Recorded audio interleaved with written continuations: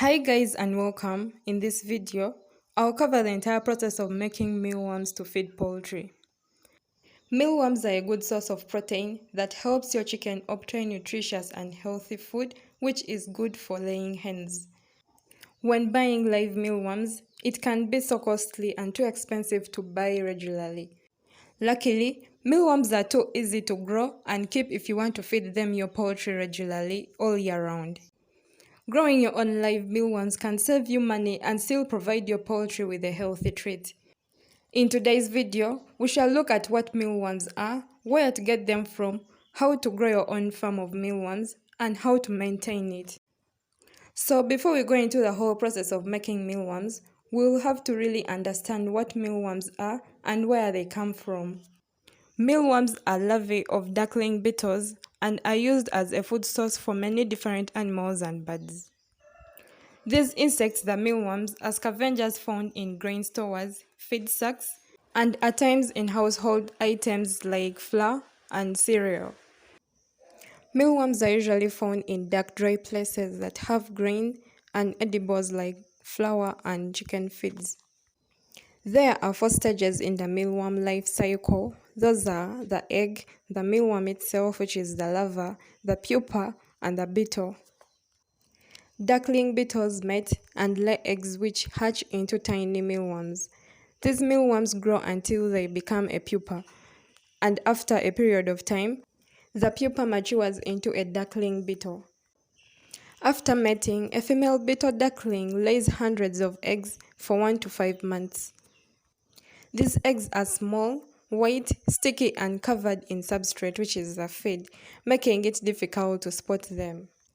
About 1 to 2 weeks, these mealworm eggs hatch into tiny white mealworms.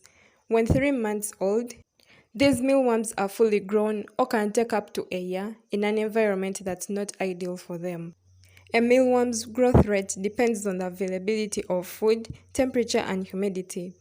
A fully grown mealworm is yellow or golden when they are aged and appear white after molting. The mealworm pupa. The fully grown mealworms will transform into a pupa. When in the pupa state, they cannot move, eat, or drink. This stage lasts between 2 to 4 weeks, depending on the environment's condition. And after the pupal state is done, they finally hatch into white or yellowish beetles.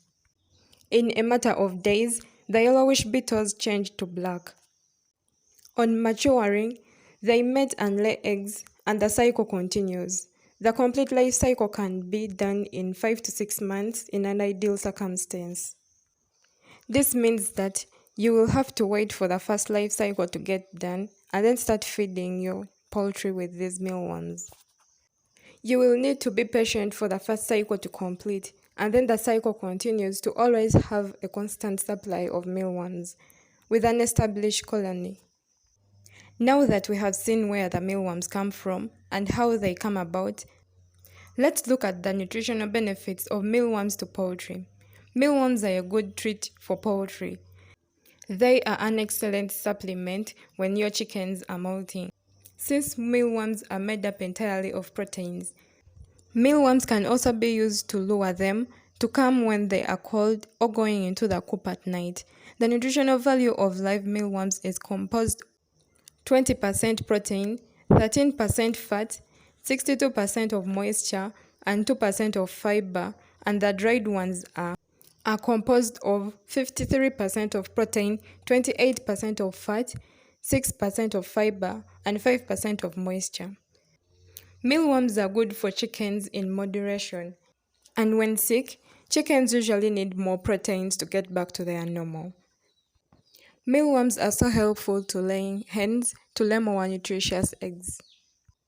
Due to overmoving, molting, or stress, chickens need extra proteins to get through the low points, to be more healthy again.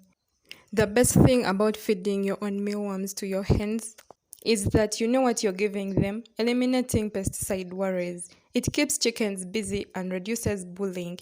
When chickens are given live mealworms, they are kept busy and active, whereby they'll have fun searching for the mealworms while digging and turning several stones. They'll be too busy to bully other chickens. When growing your own mealworms, they act as a cheap treat for chickens compared to buying live mealworms, which tends to be too expensive. Why grow your own mealworms? Although it may seem an added responsibility to grow your own mealworms at first, there are many reasons to start growing your own mealworms. So here are some of the benefits of growing your own mealworm in the long run. The first benefit will definitely be the fact that mealworms are an excellent source of high proteins. Live mealworms can also be used to train your chickens effectively. They are known to have high nutritional value for chickens. Breeding mealworms is an easy task that requires minimal materials and low maintenance. Growing your own mealworm would be convenient to have a constant source of mealworms rather than purchasing them, meaning you'll be saving a lot if you breed your own mealworms. Breeding your own mealworms will let you have a sound mind because you'll be knowing what exactly you're feeding your chickens. Finally, how to make your own mealworm farm. When beginning, a little bit of space should be dedicated for your mealworm colony, and this space should never get cold. After securing a space, you'll need a container to grow your mealworms. It can be a transparent plastic storage container, an old aquarium, which is about 12 inches deep. It should have a lid with holes on it to allow some air circulation through the container. You can use a wire mesh as an alternative to cover the top. This container should be cleaned and dried thoroughly and placed in an ideal location. Where you place this container should be warm, low light or dark, and a gloomy environment. Once the container is set up, the next thing to do is to fill it up with feed or substrate for the mealworms. The amount of substrate will depend on the size of your container, and the substrate should at least be 2 to 3 inches deep. What to feed these mealworms? Wheat bran, rolled oats, chicken mash, or cereal crumbles can be used as feed or substrate to feed these insects. When using chicken feed, it should not contain diatomaous earth as this will kill your mealworms. This substrate you'll use to feed your mealworms should be sterilized before using it to make sure there are no pests. You may sterilize this substrate in an oven for about 15 minutes at 130 to 150 degrees Fahrenheit, and after sterilizing, let it sit and cool for about 10 minutes before inserting it into the container, and it should cover the floor of the container about 2 to 3 inches. Adding mealworms into the container. After preparing the container and the substrate, you can now add the mealworms or beetles into the container. These insects can always be found in stores that sell insects or bag farmers. Avoid buying giant mealworms because there may be a possibility that they have been treated with growth hormones that may inhibit them from pupating and produce sterile beetles. Once you have added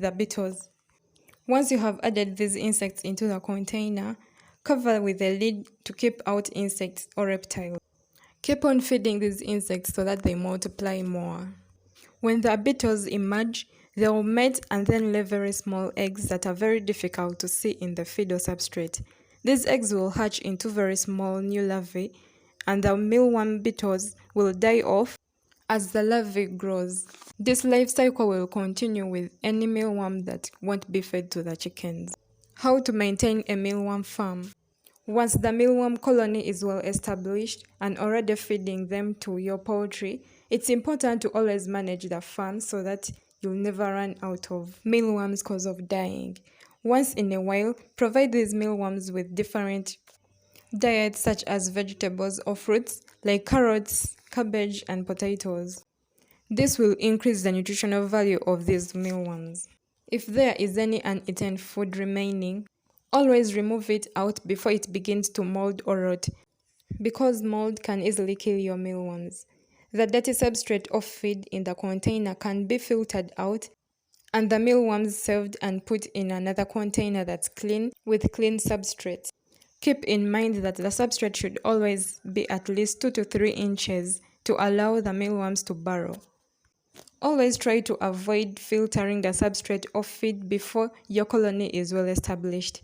You may end up filtering out the eggs on new larvae, and the life cycle will end up being interrupted.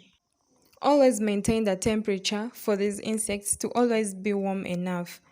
When these mealworms get too cold, they stop growing, and that will mean no mealworms for your birds. So let's look at some of the common problems when breeding mealworms. First is the mold. This can be due to too many watery fruits or vegetables, poor ventilation, or extreme humidity. When you find out that mold is developing in the bin, shift all the insects and have the moldy substrate thrown away and replaced. Always rinse the bin and have it dry before adding dry substrate. Always keep the humidity low. Ensure the lids have a good air circulation, and always stick to carrots and sweet potatoes for hydration. The next common problem is the grain mite. There is always a risk of grain mites that can quickly affect a farm of mealworms. Grain mites come in form of dust around the lid of the bin, and when they lay eggs, they can be very difficult to get rid of. Grain mites can be prevented by killing their eggs by exposing them to a temperature of 40 degrees for 35 minutes. The next common problem is too low humidity. This can be controlled by placing a shallow container with a bit of water and a sponge on top of the substrate.